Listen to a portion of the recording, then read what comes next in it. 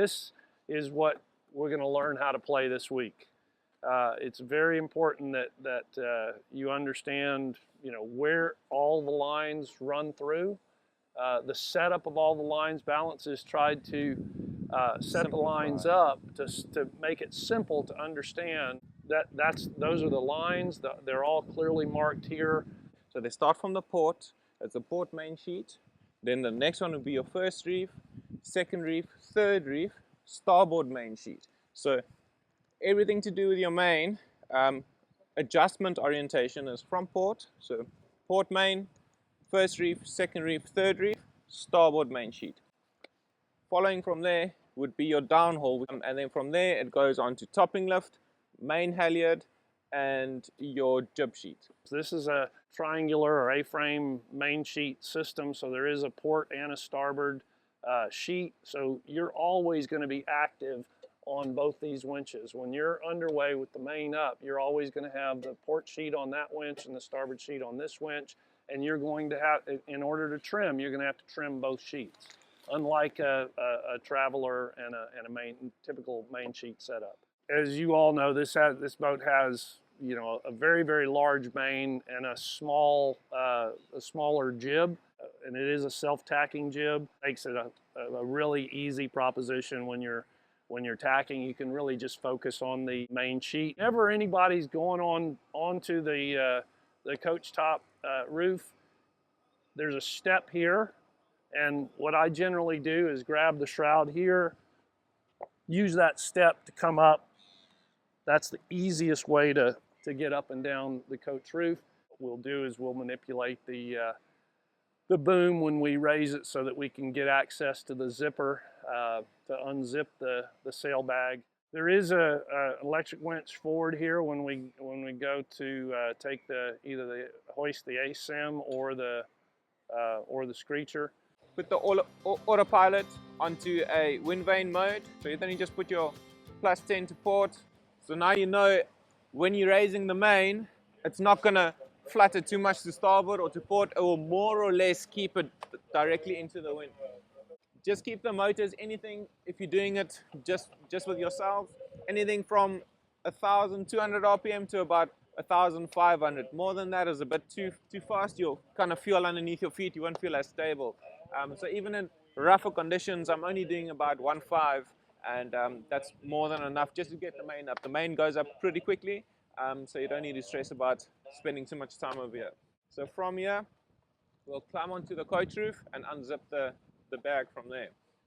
While you're unzipping, keep that as tight as possible so it doesn't have any chance to move on you. Okay, cool. So you can either enter from up there, or when the cushion is seated, you can kind of use it as a step. And all the way to the end, like it does have a stopper. So you don't need to stress about the zip going off. Okay, now you're going to come and you're going to center your boom. So as I said, your port main sheet is on the very first one, as it's your port. 1, 2, come on back 3. So 3 is all you need for this side. And just when you pull it through, so it's 3 up onto the little catch and around. Once it's in that sliver, give it a yank. Otherwise, it's just going to sit and spin. Then you can go and open up, but you're going to have to open up all the way. So for the ladies, it might be best if that little step is here, so you can really lean over and make sure that it's all the way open. Then from there, you can do the starboard one. Starboard one's going to be your green sheet.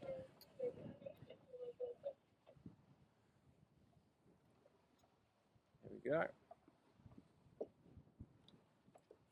Cool. Now both of these are electric. You'll see the port one is down on the bottom here. So usually before you go sailing, underneath here there's 3 kill switches.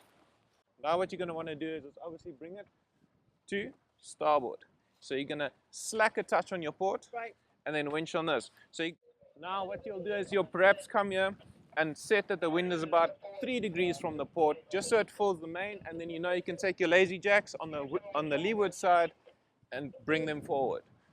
Then you'll go up to the bow. Okay, so you're going to give me quite a bit of slack. And you see that little hook that we used earlier? We'll just use that as a little quick release function for a way to keep the lazy jacks. Cool. Now we go back to the helm. So your main sheet is on the starboard side, the yellow one. That one I would recommend pulling out all the slack in the line So it's on the deck. And then now what you do is give 4 wraps around there, and your 5th one's on top. Also got to take into consideration is you're going to want a little bit of lift in play in the main sheet. So there's 2 ways of going about it. You can either put a little pressure on the topping lift, keeping it up, or you can leave quite a bit of slack in your main sheets, and that will also provide it to lift. You understand? So what you can do is now you're going to keep both of these. This you don't have to keep a hand on. You've got your self-tailored winch, and that automates the system for you. Fast one is the first one. Go for it. Hold on.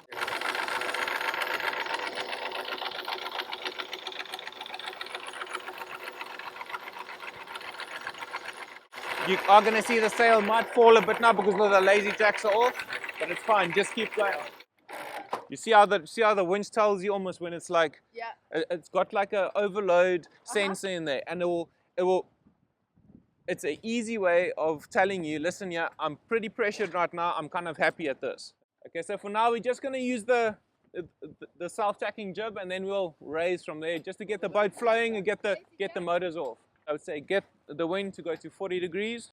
What you're going to do is you're going to take your jib sheet, wrap around this winch. What you're going to be releasing to be able to pull that is from the back here.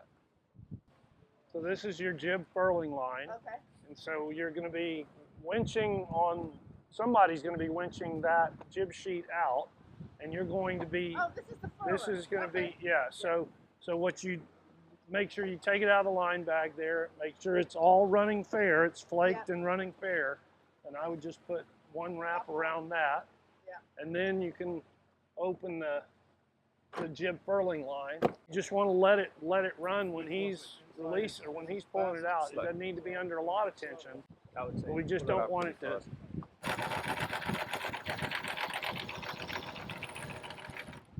Then at this point you're under sail. So the next step is to first put your motors off. So I put them into neutral.